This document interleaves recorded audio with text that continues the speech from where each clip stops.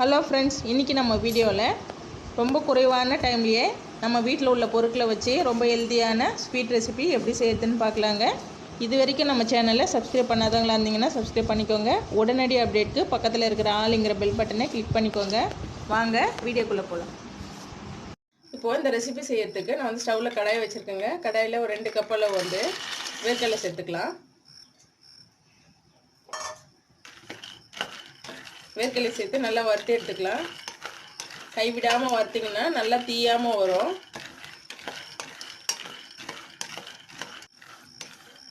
இப்போது வேர்க்கடலை வந்து நல்லா வறுப்பட்டுருச்சுங்க.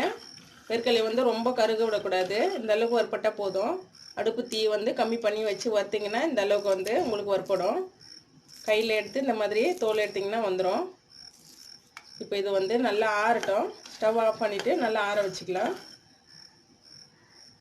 இப்போது வேர்க்கடலை வந்து நல்லா ஆறி இருக்குங்க. ஆறின பிறகு நான் தோலெல்லாம் எடுத்து வச்சுருக்கேன். இந்த அளவுக்கு தோலெல்லாம் இல்லாமல் பார்த்து எடுத்துக்கோங்க. இப்போ இது வந்து ஒரு மிக்ஸி ஜாருக்கு மாற்றிக்கலாம். இப்போது மிக்ஸி ஜாரில் மாற்றி இது வந்து கொஞ்சம் கொரகொரப்பாக அரைச்சிக்கலாங்க. ரொம்ப நெய்ஸாக அரைக்கக்கூடாது. நெய்ஸாக அரைச்சோம்னா வேர்க்கடலையில் இருக்கிற எண்ணெய் வந்து வெளியில் வரும். இப்போது இந்த அளவுக்கு வந்து நல்லா கொரகொரப்பாக அரைச்சிருக்குங்க. ரொம்ப பேஸ்ட்டாக அரைக்கக்கூடாது. பேஸ்ட்டாக அரைச்சிங்கன்னா வந்து எண்ணெய் விட்டுரும். இந்த அளவுக்கு இருந்தால் போதும்.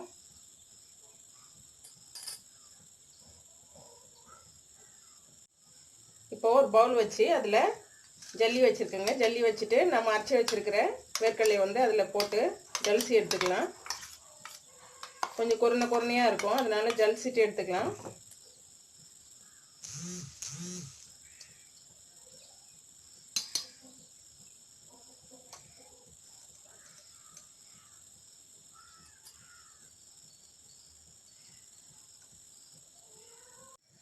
இப்போது இது வந்து நல்லா ஜலிச்சு எடுத்தாச்சு.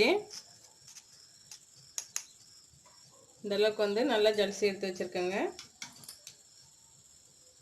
இதோடவே ஒரு 2 டேபிள் ஸ்பூன் வந்து பால் பவுட்ரு சேர்த்துக்கலாம். Milk powder.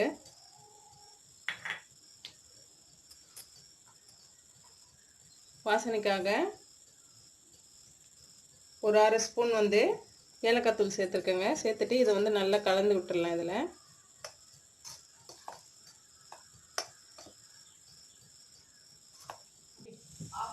ஸ்டவ்வில் ஒரு கடாய் வச்சுருக்கேன். கடாயில் 1 கப் அளவு வந்து சர்க்கரை சேர்த்துக்கலாம்.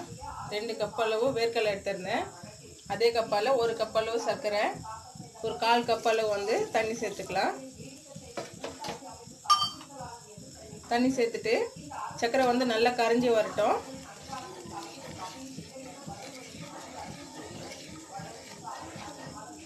சர்க்கரை நல்லா கரைஞ்சி கொதிக்க ஆரம்பிச்சிருக்குங்க.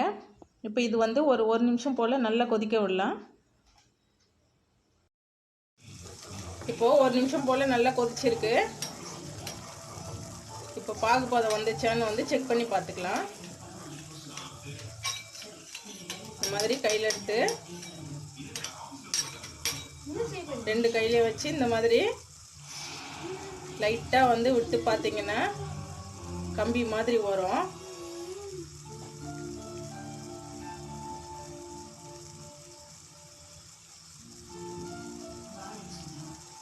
ஒரு கம்பி மாதிரி வந்ததுமே நம்ம ஸ்டவ்வை தீ வந்து கம்மி பண்ணி வச்சுக்கலாம்.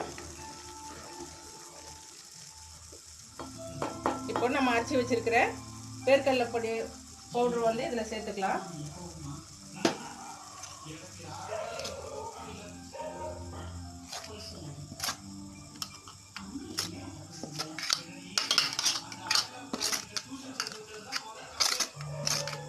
வேர்க்கடலை பொடி சேர்த்ததுமே நல்லா கெட்டியாயிடும்.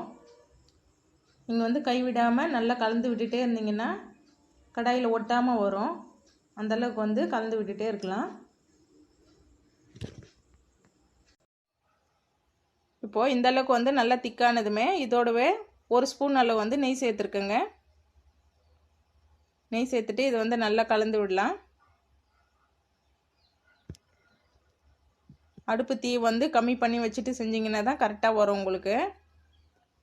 இப்போது இதை வந்து நல்லா கலந்து விட்டு நல்லா கடாயில் ஒட்டாமல் நல்லா சுருண்டு வரணும். அந்தளவுக்கு வந்து கலந்து விட்டுக்கோங்க. உங்களுக்கு பார்க்கும்போதே தெரியும் நல்லா சுருண்டு வருது பாருங்கள். இந்த ஸ்டேஜில் வந்து நம்ம ஸ்டவ் ஆஃப் பண்ணிடலாம்.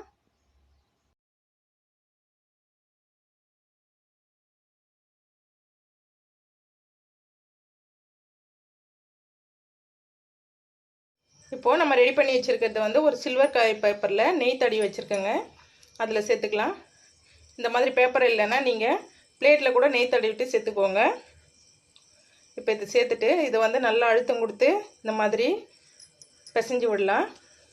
இந்த மாதிரி செய்யும்போது சீக்கிரமாக வந்து கட்டியாகும். இப்போது கை பொறுக்கிற சூடு வந்ததுமே கையை வச்சு நல்லா பிசைஞ்சு விடலாங்க. ரொம்ப ஆறின பிறகு வந்து பிசைய முடியாது. இந்த மாதிரி நம்ம பிசையும் போது நல்லா சாஃப்டாக வரும். நீங்கள் சூடாக இருக்கும்போதே தான் இதெல்லாம் வந்து செய்ய முடியும். இப்போது ஒரு பூரிக்கட்டையில் நெய் தடவிட்டு நல்லா தட்டி எடுத்துக்கலாங்க. இதை